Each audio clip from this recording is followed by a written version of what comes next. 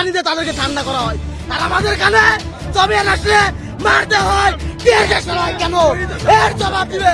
আর যদি প্রাণ নিতে চান আছেন মারেন, ওপেন চ্যালেঞ্জ মারেন। এনসিপি কে স্বাগতম জানানো হলো, ঠান্ডা পানি মারা হলো, কিন্তু আমাদেরকে গ্রেনেড, টিয়ার শেল, এরপর হচ্ছে ছোড়াগুলি, এরপর হচ্ছে জল কামান দিয়ে হামলা করা হলো। তারা কি স্পেশাল কেউ?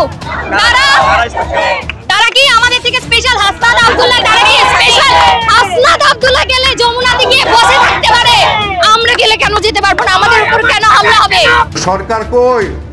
সরকার তো নাকে তেল দিয়ে ঘুমায়। এই সরকারের বিরুদ্ধে আগে আমাদের দাঁড়াতে হবে। এদিকে স্বাধীন দেশে স্বাধীনভাবে বেঁচে থাকতে হলে যদি প্রতিদিন আন্দোলন করতে হয়, তাহলে পড়ালেখা করব কখন আর কাজ করব কখন?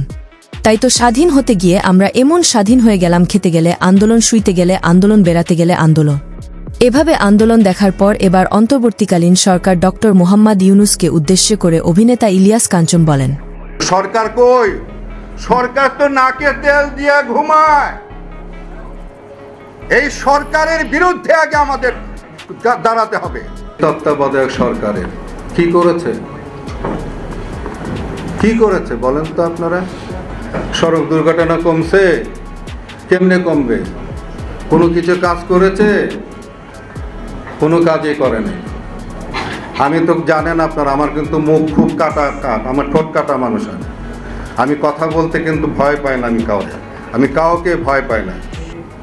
আমি একমাত্র আমি আমার সৃষ্টিকর্তাকে ছাড়া, সত্য কথা বলা ছাড়া আমি কোনো কিছু আমি ভয় করি না। শুধু তাই নয়, আওয়ামী লীগকে নিষিদ্ধের দাবিতে সার্জিস হাসনাত যখন যমুনা ঘেরাও করেছিল, তখন তাদেরকে ঠান্ডা পানি থেকে, সরকারিভাবে প্রোটোকল থেকে শুরু করে অনেক সুবিধা দেওয়া হয় আন্দোলনের সময়।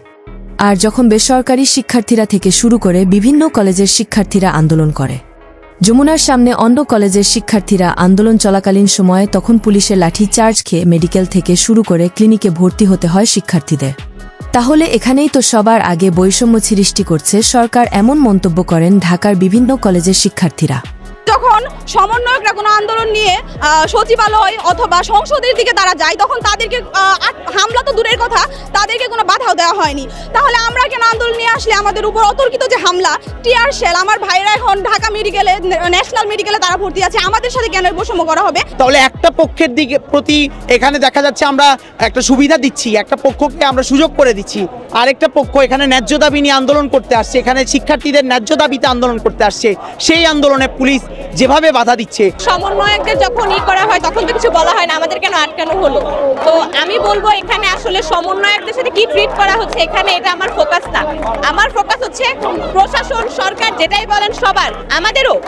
তো আমরা আশা করব না যে আমাদের উপরে এই অ্যাটাকটা করা হলো, মানে আমরা উত্তর চাইবো কেন করা হলো। আমরা এখানে কম্পারিজন ভাবে করতে চাচ্ছি না, মানে আমাদের উপর নিক্ষেপ করছে পুলিশ। এখান থেকে যাবো না, পারলে মাইরা ফেলেন, মেয়েরা প্রত্যেকটা শরীরে ভেতরে ভেতরে দাগ করে ফেলছে।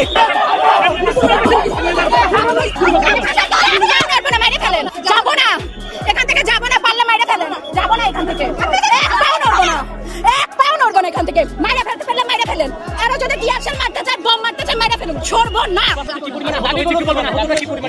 আমাদের আহত হয়েছে, অনেকেই হয়েছে। এগুলো আমাদের উপর নিক্ষেপ করছে পুলিশ। আমরা আমাদের অধিকার নিতে আসছি, কোনো দয়া দরকার আসি নাই, কারো দয়ার পাত্র আমরা না। আমরা জগন্নাথ অধিকার নিয়ে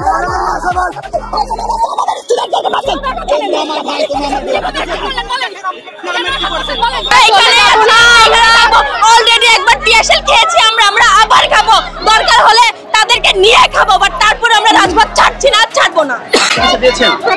আমি ওষুধ খেয়েছি, স্যালাইন খেয়েছি, চেষ্টা করছি সুস্থ হওয়ার, অসুস্থ থাকলেও এখানেই মরবো, যাচ্ছি না আমরা দাবি আদায় না হওয়া পর্যন্ত। 10টা মানুষ কারো গায়ে হাত দেয় নাই, আজকে এতগুলো বলে হাত দেওয়ার সাহস পাই কেমনে? হাত থাকতে পারে। আমরা যে বৈষম্য, আমরা বাংলাদেশের বাইরের মানুষ, ও দেশের মানুষ, এই হলো বৈষম্য।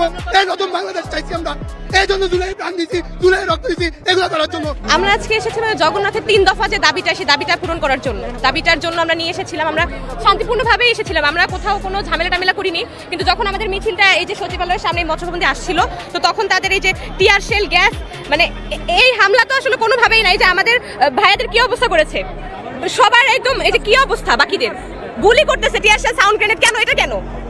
একটি গবেষণায় দেখা গিয়েছে, এভাবে দেশে প্রতিদিন আন্দোলন হলে কিছু দিনের মধ্যে শিক্ষার্থীরা থাকবে, অনেকেই আন্দোলন করার কারণে পুলিশের লাঠি চার্জ খেয়ে ভর্তি থাকবে মেডিকেলে। আর একের পর এক এই সোনার বাংলাদেশ পয়েন্টে পয়েন্টে ধ্বংসের দিকে যাবে, যার উদাহরণ হলো এই গণমাধ্যমের ভিডিওগুলো দেখলেই বোঝা যায়। আমাদের উপর নিক্ষেপ করছে এই পুলিশ। আমরা আমাদের অধিকার নিতে আসছি, কোনো দয়া ধরতে আসি নাই, কারো দয়ার পাত্র আমরা না। আমরা জগন্নাথ অধিকার নিয়ে আমার এমন জায়গায় মারছে, আমার পুরো চোখে বেরোতে মারছে ওরা। আওয়ামী লীগ হয়তো এমন ভাবে ফেরত আসবে আপনাদেরকে কিয়ামত পর্যন্ত নিষেধাজ্ঞা দিয়ে দিতে পারে। হাল পাইলেন না বড় ভাইরা, আওয়ামী লীগ আজকে নিষিদ্ধ করেছেন, আওয়ামী লীগ নিষিদ্ধ দল হয়ে গেছে, কিন্তু আপনারা যদি চেঙ্গিস খানের মতো রাজনীতি করেন তাহলে আপনাদের মতো লোকেরাই আবার আওয়ামী লীগকে ফিরিয়ে আনবে ভাই।